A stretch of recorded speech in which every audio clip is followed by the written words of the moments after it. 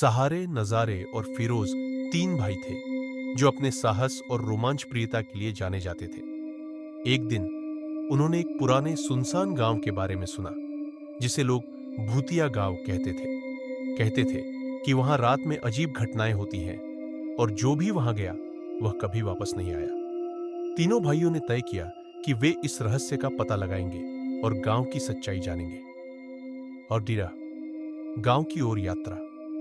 शाम ढलते ही वे तीनों अपने उपकरणों के साथ उस गांव की ओर रवाना हुए।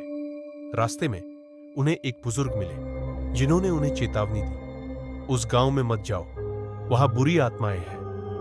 लेकिन भाइयों ने इसे एक अफवाह मानकर नजरअंदाज किया और अपनी यात्रा जारी रखी।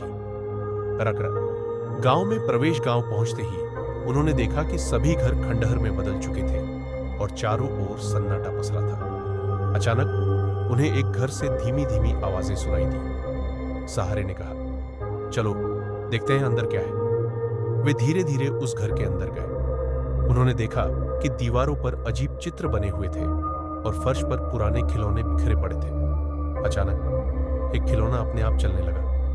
नजारे ने चौंक कर कहा, यह कैसे हो सकता है? तभी एक ठंडी हवा का झोंका आया और दरवाजा अपने आप बंद हो गया। फिरोज ने डरते हुए कहा, हमें यहां से निकलना चाहिए। आत्मा का प्रकट होना। जैसे ही वे बाहर निकलने की कोशिश करने लगे, एक सफेद साया उनके सामने प्रकट हुआ।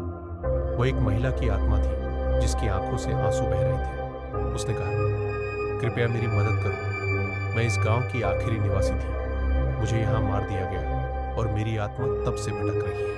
आत्मा की मुक्ति। तीनों भाइयों ने साहस जुटाकर पूछा, हम आपकी कैसे मदद कर सकते हैं?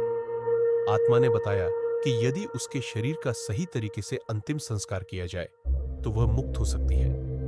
भाइयों ने गांव के पीछे के जंगल में उसके शरीर को खोजा और विधि पूर्वक अंतिम संस्कार किया।